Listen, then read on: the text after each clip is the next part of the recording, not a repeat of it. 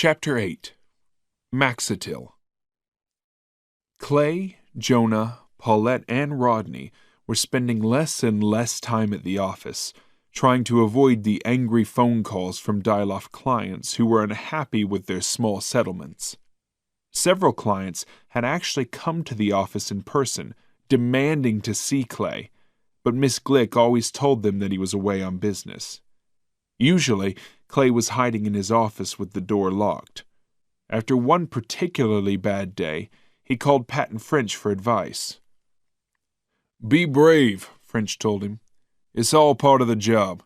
You're making a fortune in mass torts, but this is the negative side." Clay took Ridley to spend Christmas with him in his new house on the Caribbean island of Mystique. 2 days after Christmas, Max Pace arrived, wanting to talk business. "There's another drug out there," Pace said, "and it's a big one. But the plan is a little different this time. I want a share of the profits." "Who are you working for?" "Me. And you. I want 25% of the attorney's fees. This could be bigger than Dialoft." "Agreed," Clay said without hesitation and shook Pace's hand. "Now give me the details." "There's a female hormone drug called Maxatil. It's used by at least 4 million women aged between 45 and 75. It came out 5 years ago, and it gives them relief from discomfort caused by menopause. It's very effective, and is supposed to preserve bone strength. The company is Goffman." "Goffman? Razor blades and mouthwash?" "That's right. $21 billion in sales last year. Very little debt, good management.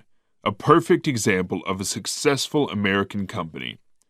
But they were in too much of a hurry with Maxatil. The typical story. The profits looked huge, the drug looked safe. They managed to get quick approval from the government drugs agency, and for the first few years everybody was happy. Doctors loved it, and women are crazy about it because it works so beautifully. But there are problems. Huge problems. A government study has been looking carefully at 20,000 of these women. Its report will be published in a few weeks, and the news for these women and for Goffman is not good. For about 8% of the women, the drug greatly increases the risk of breast cancer and heart disease. Very few people know about the report, but I have a copy of it. One lawsuit has already been filed in Flagstaff, Arizona, but it's not a class action. It's just an old-fashioned individual tort case." "How boring."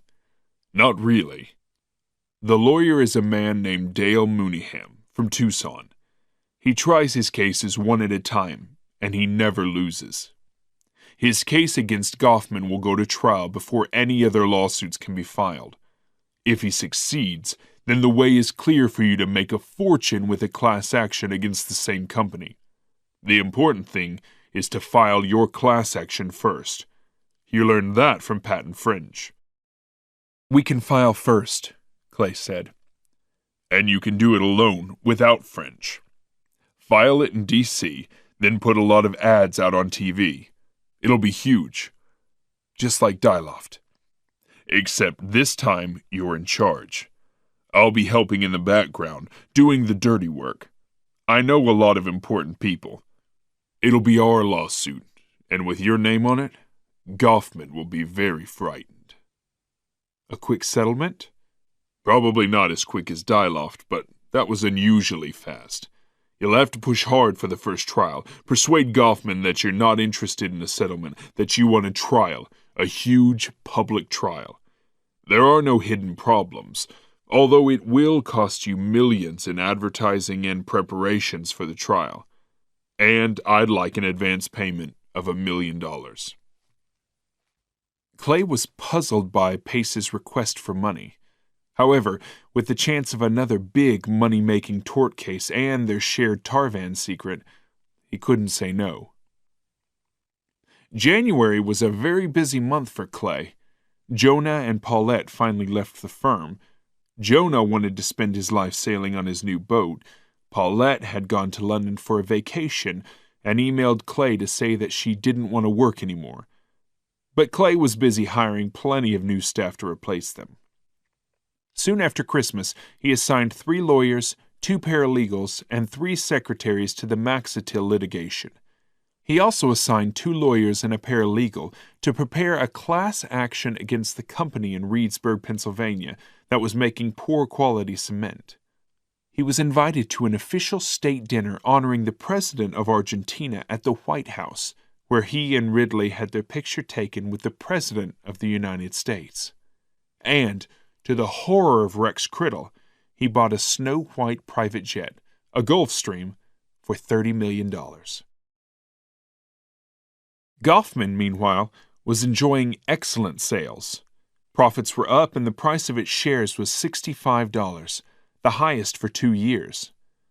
At the beginning of January, it had started an unusual series of advertisements promoting not just its products, but the company itself. Goffman has always been there, the advertisements proudly announced. All their previous advertising had been about one particular product, and Clay was sure that these new advertisements were Goffman's way of preparing its investors and customers for the shock of Maxatil. His opinion was shared by Max Pace, who was now staying at the Hay Adams Hotel. He seemed anxious when Clay visited for a late dinner, impatient for the class action against Goffman to begin. "What's the plan?" Pace wanted to know, ignoring the food and wine. Clay wasn't ignoring his. The ads start at 8 in the morning, coast to coast. The telephone lines and internet site are ready. I'll walk over to the courthouse at about 10 o'clock and file the lawsuit myself. Sounds good. We've done it before. The law offices of J. Clay Carter are now an experienced tort machine. You haven't told Patton French or the other lawyers, have you? Of course not. Why would I tell them? We helped each other over Diloft, but those guys are my competitors too. I've shocked them before, I'll shock them again. I can't wait. This isn't Diloft, remember that. You were lucky before because you caught a weak company at a bad moment. Goffman will be much tougher. But they made a bad drug, Clay replied, and you don't go to trial with a bad drug. Not in a class action. My sources tell me that Goffman might want to litigate the case in Flagstaff since that's a single plaintiff. The Mooneyham case? That's it. If they lose, they'll want to reach an early settlement.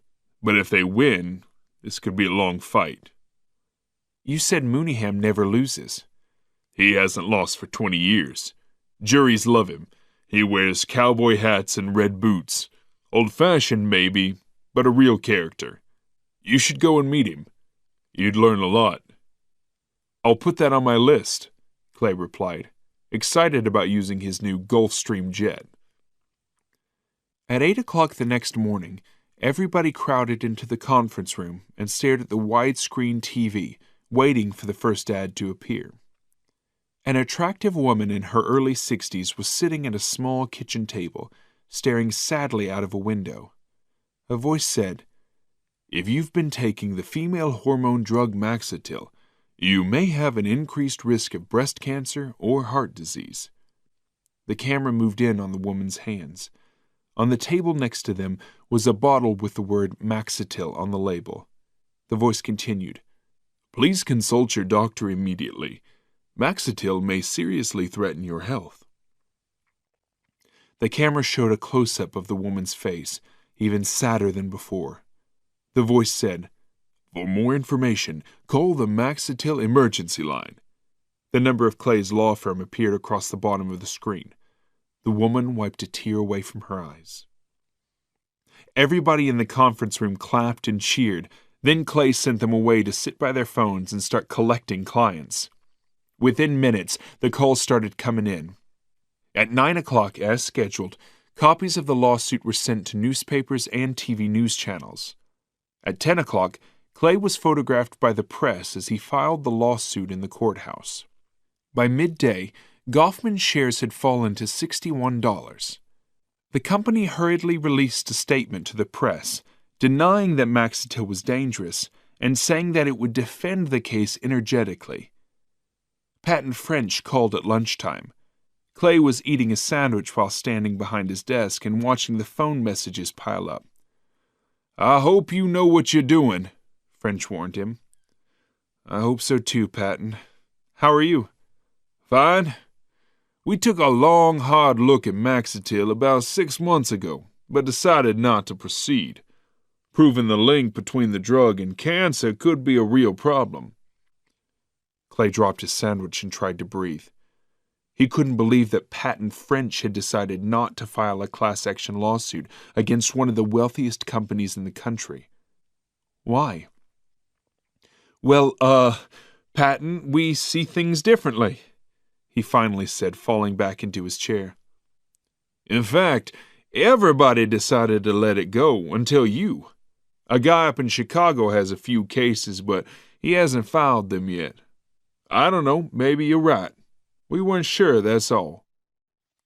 "We have evidence against them," Clay said, remembering the copy of the government report that Max Pace had said he had.